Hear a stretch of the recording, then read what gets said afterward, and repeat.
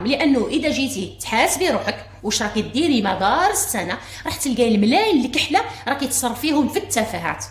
السلام عليكم الزينات، واش راكم؟ ان شاء الله تكونوا كاع ملاح. قبل ما نبدا الفيديو تاعنا صلى على النبي، اللهم صل وسلم على سيدنا محمد. واش راكم يا الزينات؟ واش راكم يا الفحلات؟ واش راكم يا المقتصدات؟ جيش المقتصدات، نتمنى تكونوا كاع ملاح. الفيديو تاعنا تاع اليوم راح نهضروا على كبش العيد. شوفوا البنات، كبش العيد نتاعي هذا راه عنده واحد 9 شهور، عنده واحد 9 سنين، ماشي 9 شهور، 9 سنين تقريبا. راه عندي ما تذبح ما كبر ما صغار ما قاعد كيما هو. المهم قول لي واش رايك في كبش العيد نتاعي. وقبل ما نبداو الفيديو خلينا نتعاقل البنات. قبل ما نبداو الفيديو تاعنا نطلبوا ربي كل واحد اجتهد في البكالوريا ولا في الشهاده ان شاء الله يا ربي الله يفرحه وينجح ان شاء الله. واي واحد ما ربحش معليش العام الجاي ان شاء الله وراح تفوتوا وراح تربحوا باذن الله. المهم الخدمه هذا مكان. كما قلت لكم البنات اليوم راح نهضروا على كبش العيد. بزاف الناس اللي تقول لك ما نقدرش ندير كبش العيد، ما نقدرش نشريه، الله غالب راه وسيرته كي زادت الاسعار نتاعو كثرت بزاف. يقول لك لا غالب ما نقدرش ندير كبش العيد. لكن تجي تشوفي في الحياه نتاعهم العاديه، يا سلام، الناس واش تصرف، الناس واش تشري، الناس واش تاكل، ومن بعد كي يجي العيد يقول لك ما عندناش دراهم. شوفوا البنات، انا الشيء اللي خلاني ندير لكم هذا الفيديو، واحد الفيديو كنت شفته في اليوتيوب، وان شاء الله ما ننساش ونحط لكم في اول تعليق نتاع الشيخ رشيد، ان شاء الله ما ننساش. انا كنت بزاف لي فيديو البنات نقول لكم البنات اذا مش قادرين ديروا كبش العيد فلم دي الدراهم وشري، فرحي ولادك هذاك النهار، شري كبده شري لحم وفرحيهم. لكن البنات الاجدر اني نلمد ونشري اضحيه. يعني ما نقولش صاي انا مانيش قادره خلاص معليش نشري غير اللحم وناكله، لا، اجتهدي انك تشري اضحيه، اجتهدي انت والزوج نتاعك انكم تشروا الاضحيه. حاولوا انكم شوفوا اي حاجه عندك في حياتك حاولي انك تبريميها عادي، تبريمي شحال من حاجه من حياتك وتلمدي الدراهم باش تشري الاضحيه. فهمتوا؟ لان الاضحيه هذه راهي ماهيش حاجه رفاهيه، لا، راهي شعار من شعائر الاسلام ولا الدين الاسلامي. احنا رانا بزاف نفرطوا في الشعائر الدين تاعنا، بزاف حوايج رانا نساوهم، بزاف حوايج مفروضين علينا مخلينهم، حوايج من السنه رانا هاجرينهم. هادشي هذا الوينتا. اذا علمنا اولادنا ان عادي اذا ما شريناش الكبش نشرو اللحم فهذه اكبر غلطه انا كنت قلتها في القناه. لازم ان لا ما نديرش هذه النقطه هذه نسهل بها حياتي.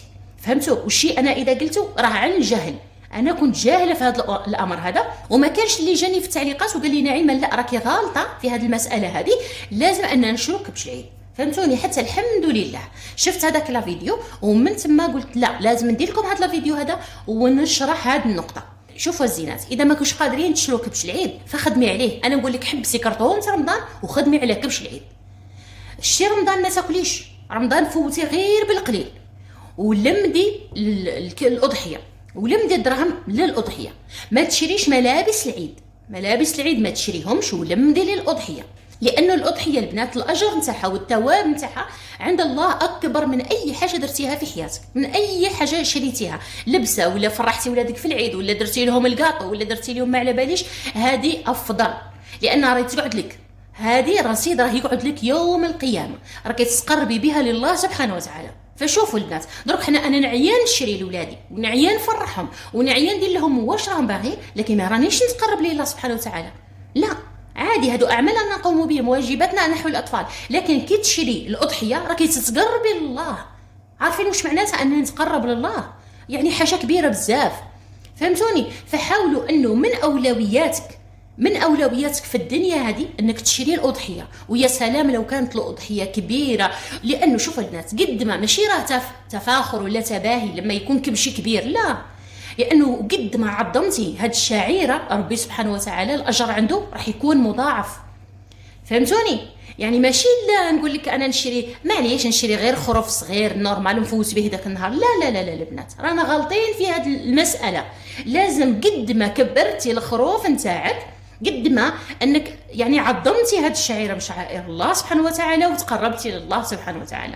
واصلا هذاك كبش العيد ما راحش ناكلوه كاع، هذا كبش العيد راه فيه الهديه وفيه الهبه، لا فيه الزكاه وفيه الهبه البنات.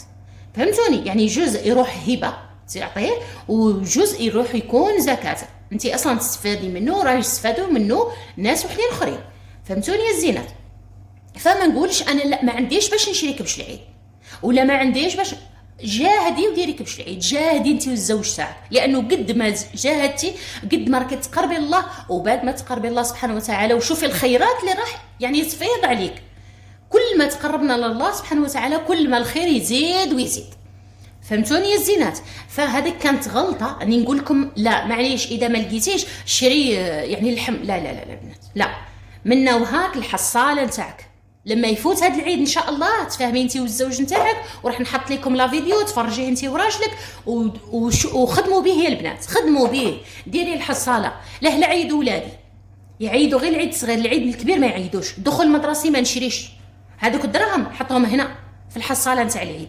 ونعلم ولادي، نعلمهم بانه لما يكبروا ان شاء الله هما تاني يولوا مهتمين بكبش العيد، يكون من الاولويات نتاعهم، لانه الدين تاعنا هذا واش قال لنا. لان البنات احنا رانا نسينا بزاف حوايج تاع الدين وما راناش نعلموهم لولادنا، خلوهم هما راه في حاله لا يرثى لها. راكم تشوفوا في لي فيديو في اليوتيوب الشيء اللي راه صاري، الولد ولا بنت والبنت ولات ولد. والله يغفر لنا ان شاء الله، والله يهدينا، والله يتوب علينا. المهم البنات، فحاولوا انه توجور هذيك الحصاله نتاع كبش العيد قد ما عمرتيها وقد ما اهتميتي بها وقد ما كان الكبش كبير ما شاء الله راكي راح تؤجرين عند الله سبحانه وتعالى. فهمتوني؟ حتى في القران راهي مذكوره، حتى في القران راهي مذكوره لما الله سبحانه وتعالى ابعث هذاك الكبش نتاع لفداء سيدنا اسماعيل، كان كبش عظيم وسمين. هنا تعرفوا يا البنات بانه كل ما اهتميتي بهذاك الكبش وكان سمين وكان كبير راه حاجه مليحه، راه تقرب لله سبحانه وتعالى. فحاولوا البنات ما تغفلوش على هذه النقطه، ما تقوليش انا ما عنديش باش نشري. كما قال لك الشيخ رشيد، هو ما يقدرش يشري كبش العيد، لكن روح دير عرس في صاله نتاع 25 مليون ولا 30 مليون عادي. ما يقولش لا، يقول لك لا غالب الوقت يتطلب، الوقت يتطلب ان يكون نروح ندير العرس في صاله ما شاء الله. لا، الوقت يتطلب انك تديري اي وقت في الحاضر ولا المستقبل، لازم الاضحيه نتاعك تكون كبيره ولازم توفر لها دراهمها.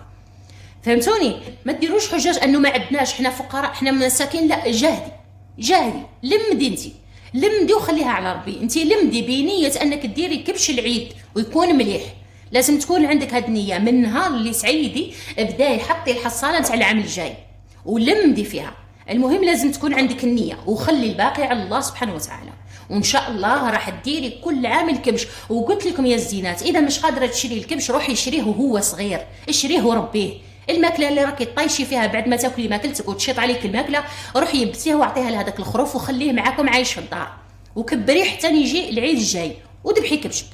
حاولي انك تشري 2 خرفان صغار، نتسلف يا خويا، نتسلف الدراهم ونشري 2 خرفان صغار ونربيهم. لما يجي العيد واحد نعيد به وواحد نبيعه. فهمتوني؟ لما تبيعيه الدراهم تاعو راح يشروا لك 2 خرفان للعام الجاي. نفس الشيء ديري لهم، كبريهم، واحد بيعيه واحد عيدي به ويجيب لك 2 وعيشي حياتك هكا نورمال، عيشي حياتك كيما هكا. وهذاك الدراهم اللي تسلفتيهم لمدهم على مدار السنه، ندير حصاله نلمدهم بشوي بشوي نرجع للسيد دراهمه. فهمتوني؟ وعيشي. كاين الحلول، كاين، ما تقولوش لي ما كانش الحلول، كاين. اللي عنده الضيق يروح يحوس في بلاصه واحده اخرى. ما عندكش وين تحوس، ديري الحصاله والشري كبش العيد. ما نديروش الحجج لهاد الصوالح، هادو الشعائر نتاعنا يا البنات، هادو الشعائر ما نخلوش قلوبنا يموتوا. ما نقعدوش نقولوا الله غالب ما كانش. وكما هذوك الناس اللي يقولك الله يهديني، الله يهديك، نوض بادر، ماشي تقعد راقد وتقعد اي والله يهديني الله يهديني. قرب الهدايه، قرب انت، قرب الهدايه انت، حاول انت، نوض. فهمتوني؟ وما ندوش حجه ولا ما ندوش عذر ان ما عندناش دراهم، لانه اذا جيتي تحاسبي روحك واش راكي ديري مدار السنه راح تلقاي الملايين اللي كحله راكي تصرفيهم في التفاهات. لما نشري لولدي ولا بنتي صباط تاع 350 ومن بعد تقولي لي ما عنديش باش نعيد. كيفاه ما عندكش باش تعيدي؟ روحي حسبي شحال دراهم حطيتيهم غير في الصبابيط نتاع ولدك ولا بنتك. نشري لها صباط واحد، نشري لها صباط واحد على مدار السنه، نقول لها حافظي على صباطك ب 350 وصاي. ماشي نشري 100 صباط، نروح نشري 100 شوميز غاليين ونشري سراول جين غاليين على مدار السنه. حوالي العيد يسخموا لك اكثر من 4 ملايين ولا 5، ولما يجي الخرف ما عنديش. ما نعيدش لولادي في العيد الكبير، ما نعيد لهمش وما نديرش الكاطو، وحتى في العيد الصغير وما نديرش الكاطو. حتى واحد ما يسالني ما نروحش نحط هذاك المليون في الحوايج تاع الكاطو، ندسو للعيد الكبير. ما نعيد لهمش بمبالغ ضخمه، لا، نعيدوا على حسابنا ونروح نشري الكبش العيد ونفهم اولادي باللي كبش العيد راه اهم من كل حاجه غنديروها. ونقول لهم حتى نتوما كي تكبروا هذا لازم، هذا الشيء اللي لازم ديروه. انه كبش العيد يكون عندكم اهم من اي حاجه ديروها في حياتكم. فهمتوني الزينات؟ نتمنى انه كل واحد فيكم يشوف لا فيديو، ونتمنى انكم ديروا جام باش يشوفوه اكبر عدد من الناس، ونصحوا هذه العقليه وهذا الخطا اللي كان عندي انا شخصيا، كان عندي هذا الخطا. فهمتوني؟ فكبش العيد راه اهم حاجه ان نديروها في حياتنا. فهذا العام اذا ما راكيش معيده، نتمنى انه العام الجاي تكوني معيده مهما كانت الظروف نتاعك. ديري نيه، ديري الحصاله وبداي لمدي وخلي على مولانا. بالك ربي يبعث لك واحد اللي يخرج صدقه ولا ويعطيك دراهم، بالك راح ديري انت مشروع، بالك راح تتغير حياتك. المهم النيه تكون عندك انه العام الجاي ان شاء الله اذا حياني ربي راح ندير كبش العيد يستاهل، والضحيات تكون في القمه. كان هذا هو الفيديو نتاعنا تاع اليوم، نتمنى انه يكون فاتكم. ما تنساوش الزينات، اشتركوا في القناه وتفعلوا جرس التنبيهات باش يوصلكم كل جديد، ونتمنى انكم ديروا الجام على هذا الفيديو باش يوصل اكبر عدد من الناس.